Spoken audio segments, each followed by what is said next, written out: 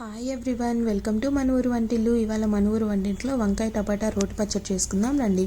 ముందుగా ఇలా పెద్ద వంకాయల్ని ఒక 3, అలాగే మీడియం సైజ్ టమాటాలు ఒక 3 తీసుకోవాలండి. దాని తర్వాత మన కారానికి సరిపడినట్లుగా పచ్చిమిర్చి తీసుకోవాలి, కొంచెం కొత్తిమీర తీసుకోవాలండి. ముందుగా ఒక బాండి పెట్టుకొని వేడైన తర్వాత ఒక 1/2 స్పూన్ ఆయిల్ వేసుకోవాలి.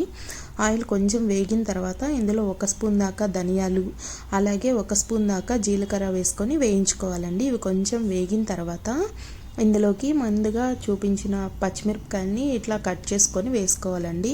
నేను ఇక్కడ ఒక 3 ఎండుమిర్చి కూడా యాడ్ చేస్తున్నాను. ఇవన్నీ కాస్త మగ్గిన తర్వాత ఇందులోకి టమాటాలని కట్ చేసుకొని వేసుకోవాలండి. ఇవన్నీ చక్కగా మూత పెట్టి దగ్గరికి అయ్యేలాగా మగ్గించుకోవాలి. ఇలా మగ్గిన తర్వాత ఈ మిశ్రమాన్ని ఒక మిక్సీ జార్లోకి తీసుకొని కాసేపు చల్లార్చుకోవాలండి. వేడిగా మాత్రం మిక్సీ పట్టకూడదు.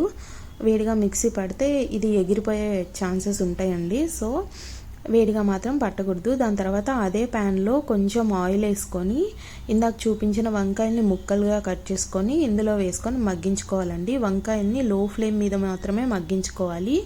ఇలా వంకాయలు మగ్గేటప్పుడే ఇందులోకి సరిపడినంతగా ఉప్పు వేసుకోవాలండి.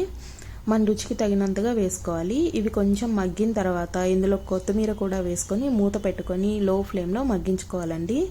దాని తర్వాత ఇందాక చూపించిన టమాటాల్లో కొంచెం చింతపండు వేసుకొని చక్కగా మిక్సీ పట్టుకోవాలండి. ఇలా మిక్సీ పట్టుకున్న తర్వాత ఈ వంకాయలు కొత్తిమీర మిశ్రమాన్ని వేసుకొని ఊరికే పల్స్ ఇచ్చుకోవాలండి. మరి మెత్తగా మిక్సీ పడితే బాగోదు. దాని తర్వాత పోపు కోసం కడాయిలో కొంచెం ఆయిల్ తీసుకొని ఒక 1/2 స్పూను ఆవాలు, అలాగే 1/2 స్పూన్ జీలకర్ర, అలాగే ఒక 1/2 స్పూను మినపప్పు వేసుకొని వేయించుకోవాలండి. ఇవన్నీ కొంచెం వేగిన తర్వాత ఇందులోకి కొంచెం ఒక వెల్లుల్లి ఇట్లా దంపి వేసుకోవాలి.